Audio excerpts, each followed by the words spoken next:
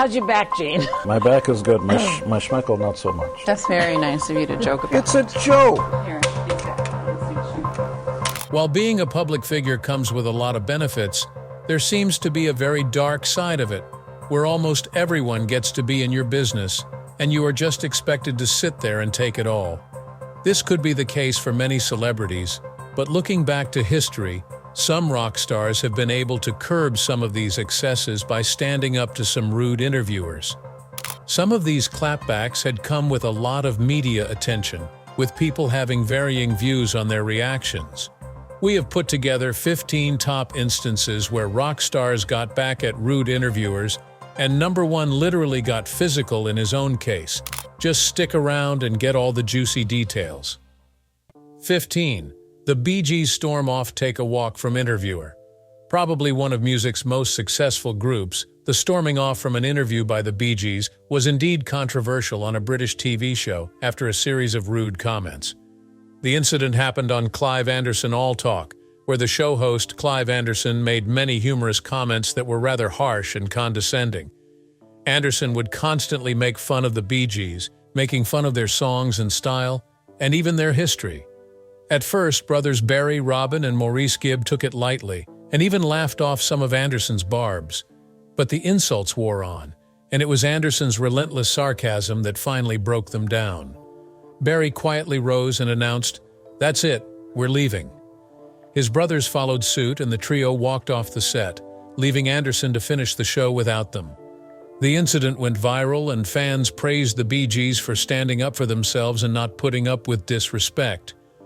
Another important point is that it proved the brothers were real professionals who knew where to draw a line between good-natured teasing and downright rudeness. 14. Travis Barker and Skinhead Rob get angry at a rude interviewer. The interview session between Travis Barker, Blink-182, and Transplant's famous drummer and his band member, Skinhead Rob, turned sour in one instance due to disrespectful remarks from an interviewer. Everything seemed to be going well as Barker seemed to be telling this interviewer about his daily routines, but the interviewer for some reason thought it would be funny to make rude remarks about the rock star. In his comments, the interviewer said something about Barker dressing like a monkey, and this was exactly when everything went south. Skinhead Rob, being far more vocal, decided that they had finally had enough. He quizzed the interviewer, who seemed to be unrelenting in his remarks, forcing even Barker to become confrontational. Within that instant, Skinhead was seen ordering the man out of their trailer, and that brought to an end the interview, which could have ended a lot more badly than it did. 13. Interviewer repeatedly references Soundgarden music as noise. Soundgarden was one of the pioneering bands of the grunge movement, and once faced a disdainful remark from an interviewer referring to their music as noise. This interview took place at a time when grunge, along with alternative rock, was at its rising peak, though not everyone in the media was yet fully on board with the genre. The interviewer, clearly unfamiliar or uninterested in the musical style, repeatedly referred to how their sound constituted more noise than music to some critics.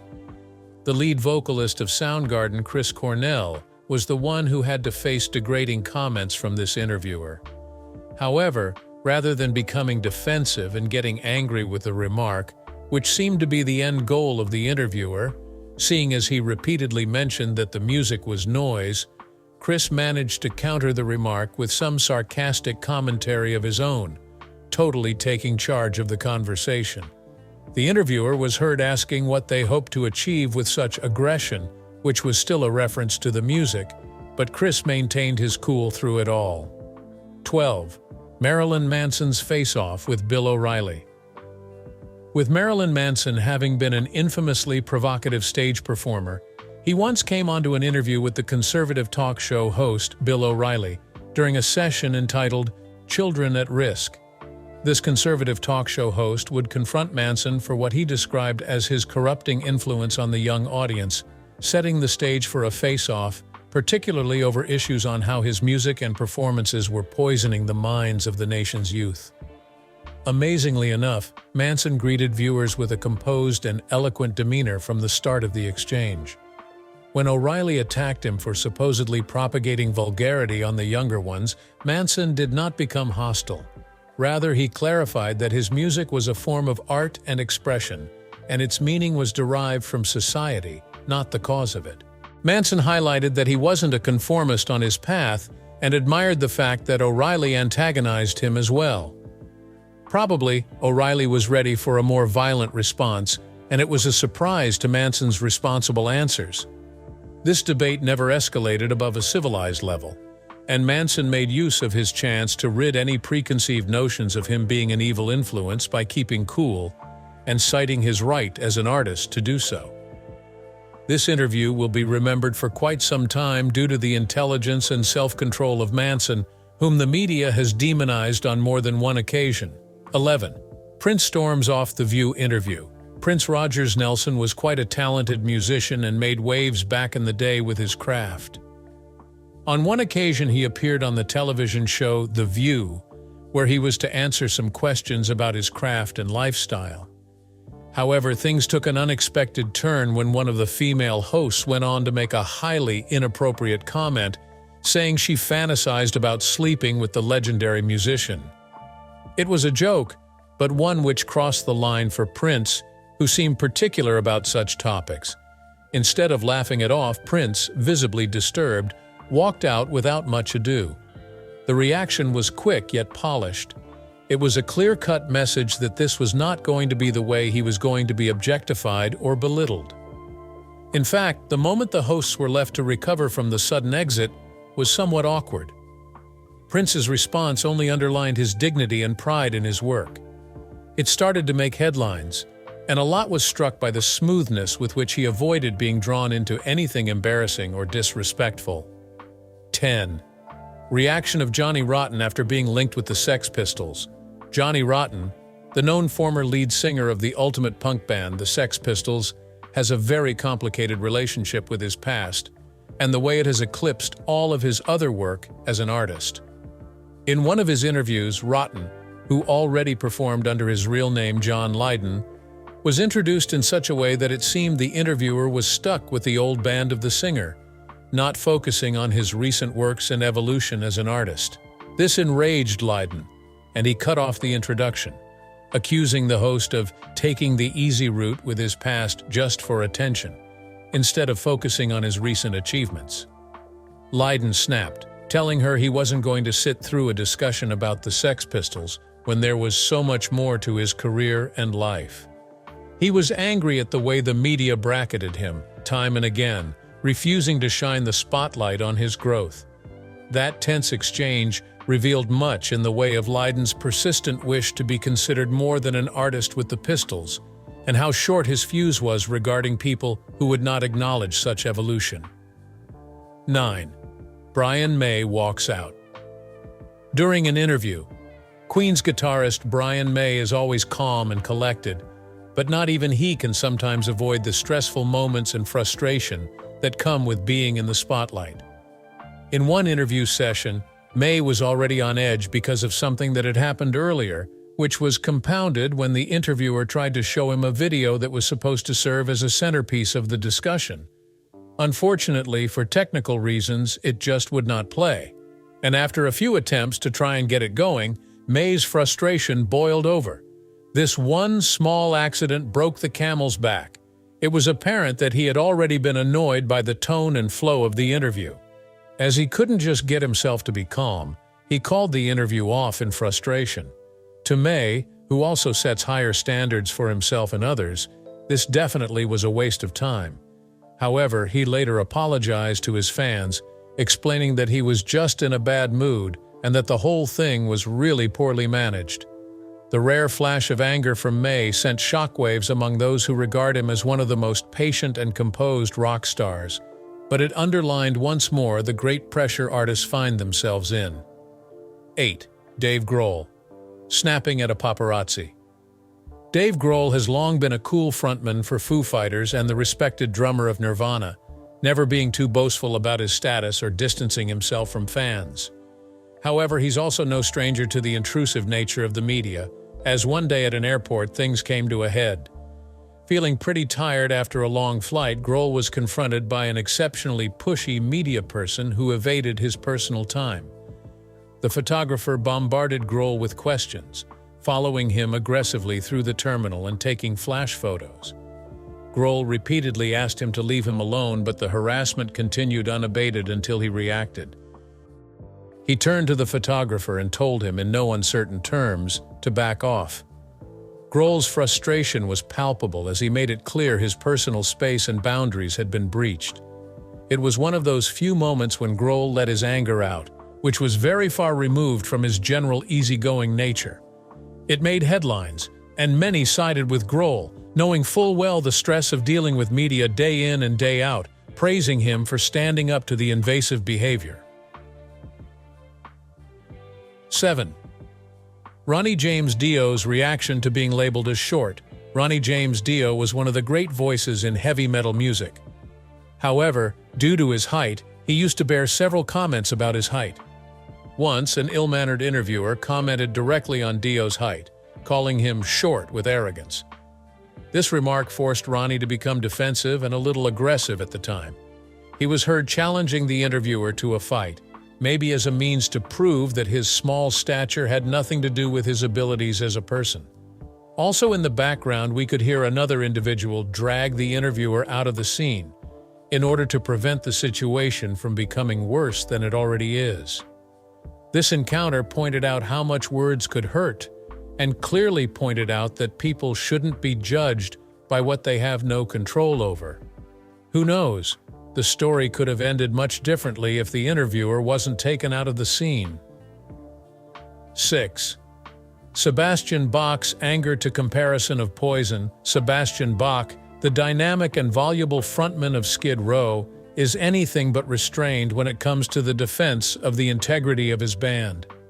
One of his interviews was particularly provocative, with the interviewer making the misguided move of putting Skid Row in the same league as Poison, the more pop-influenced glam metal band with an over-the-top image.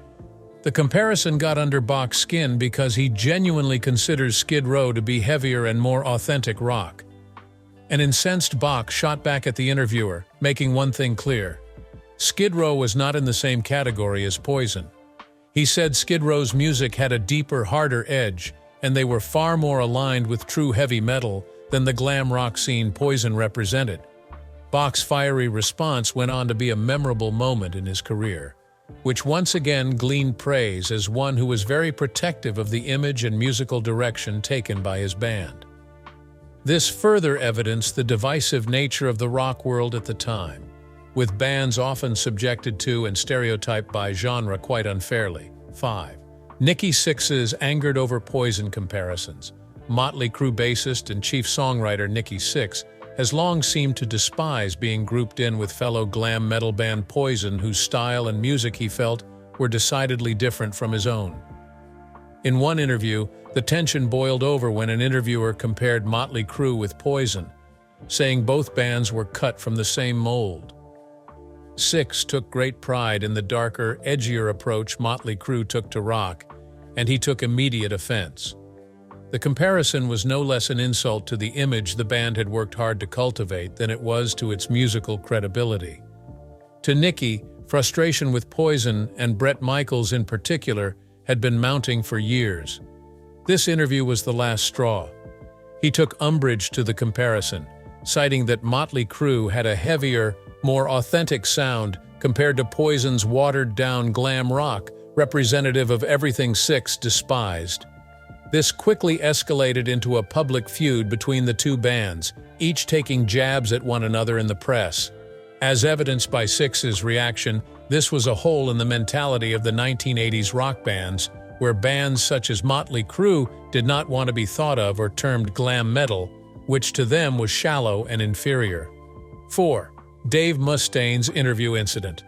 Some time ago, in one of the most obscene interviews, Dave Mustaine was insulted when this interviewer made a snide comment about his appearance, referring to him as a woman. This was back in the day when he had long red hair and was slender. In an attempt to steer the interview into controversy, the interviewer referred to Mustaine as a lady on live television, insinuating his look was in some way effeminate. Mustaine looked like he made a move to hit the interviewer, but still had a smile on his face. In all, he maintained his composure and walked away from the interviewer, who continued with his remarks. The incident is commonly used as an example of how musicians, especially those of heavy metal, were often asked leading, appearance-related questions by interviewers in attempts to discredit the validity of the artists. 3. Gene Simmons' body count question. Gene Simmons, the iconic bassist and co-lead vocalist for Kiss, has never been coy about his persona being much larger than life, specifically in the realm of romantic conquests. But during the course of one awkward interview, an interviewer crossed the line and asked Simmons how many women he had slept with in front of his wife, Shannon Tweed. The moment happened on a televised interview in the 2000s, and Tweed's visible discomfort signaled that the question was inappropriate. Simmons, in reaction to the question, made some jokes on the matter which didn't sit well with his wife. Tweed left the interview shortly after that, setting tongues wagging on the status of their relationship. This interview backfired on the interviewer because it was disrespectful to both Simmons and Tweed, pulling a private matter into the public limelight in such a humiliating way. Gene was heard trying to get hold of the situation by telling Tweed that he was only joking, but she had already walked off stage in anger, leading Gene to call out the interviewer. 2. Paul Stanley clapping back at a press conference. As the guitarist and co-lead vocalist for Kiss, Paul Stanley has always been known for having a sharp tongue and quick wit, and he once really proved it during one press conference. The band had convened to promote a tour, and one particularly rude interviewer tried to embarrass them with sarcastic and demeaning questions. The interviewer basically called Kiss irrelevant and asked basically, was all this stuff on stage a lot of compensation for no talent musically? Instead of getting angry, Stanley responded with one of the great clapbacks that literally shut down the room. He calmly articulated that this band had been making unforgettable music and performances that were iconic for many decades, and if any person doubted their talent, they needed to look at the track record of sold-out shows, millions of albums sold, and loyal fans.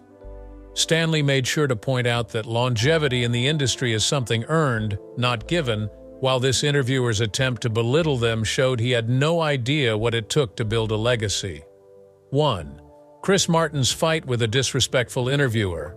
Coldplay frontman Chris Martin is mostly soft and nice, but after one hurtful incident, we got to see another side of him. However, this was one occasion that everyone agreed that the interviewer got exactly what was coming for him. It all started when Chris's wife just had a miscarriage some years ago, leaving Chris and his family broken. As if that wasn't enough, an insensitive interviewer made a comment congratulating him on his wife's miscarriage. This triggered Chris, who immediately attacked the man, wrestling him to the ground and taking his camera. It was a hurtful sight for many, and the interviewer was blamed for the whole situation. However, the heat later calmed, and Chris and his family were able to give their loss. We hope you enjoyed the video, and we look forward to seeing you in the next one.